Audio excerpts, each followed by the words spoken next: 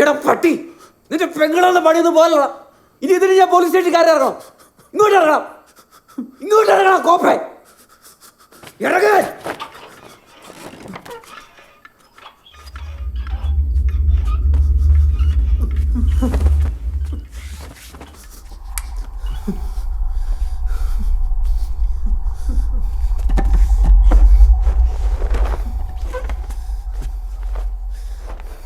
കോപ്പ് ആകെപ്പാടുള്ളൊരു നല്ല കയ്യിലായിരുന്നു.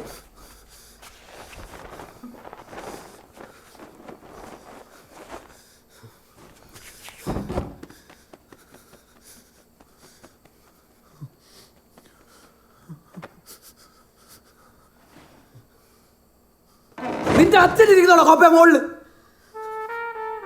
നിനക്കൊക്കെ കഴുപ്പ്. കാരണം നീ ജീവനെ കണ്ടിട്ടില്ല, അതാ. എന്നെ പാർട്ടിയിൽ നിന്ന് പുറത്താക്കിയടാ. നീ കയറി തൂങ്ങി അവർ തിരിച്ചെടുക്കോ? പാർട്ടി എന്റെ ചോരയാടാ, അതല്ലാതെ എനിക്ക് പറ്റൂലോ. എടാ, പുറത്താക്കാൻ ഒരു വാതിലുണ്ടെങ്കിൽ തിരിച്ചെടുക്കാൻ വേറെ ഒന്ന് കാണും. മനുഷ്യന്മാർ ചേരുന്ന ആളാ പാർട്ടി. പല അഭിപ്രായങ്ങൾ ഉണ്ടാകുമ്പോഴാ ചട്ടക്കൂടുകൾ ഉണ്ടാവും. അത് നിനക്ക് വേണ്ടി ആയി, നീ കാത്തിരിക്കും.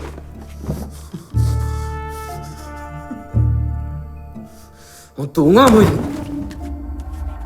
എന്റെ സ്വർണം പറ്റിച്ച് നിന്റെ പെങ്ങള് പോയി.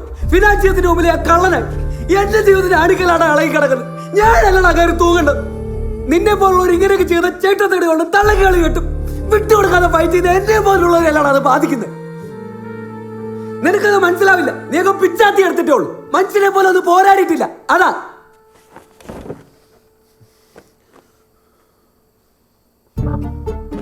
എടാ, നമ്മുടെ കാരണവന്മാരായിട്ട് 10 പൈസ നമുക്ക് ഉണ്ടാക്കി തന്നിട്ടില്ല.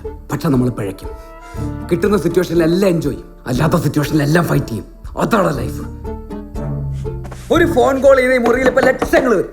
എങ്ങനാ? അതാ ക്യാരക്ടർ, വിശ്വാസം. അത് കുത്തുവാളയാണ് അജേഷ് ഉണ്ടാക്കിയെടുത്താണ്. അതാ ഇല്ലാതായത്.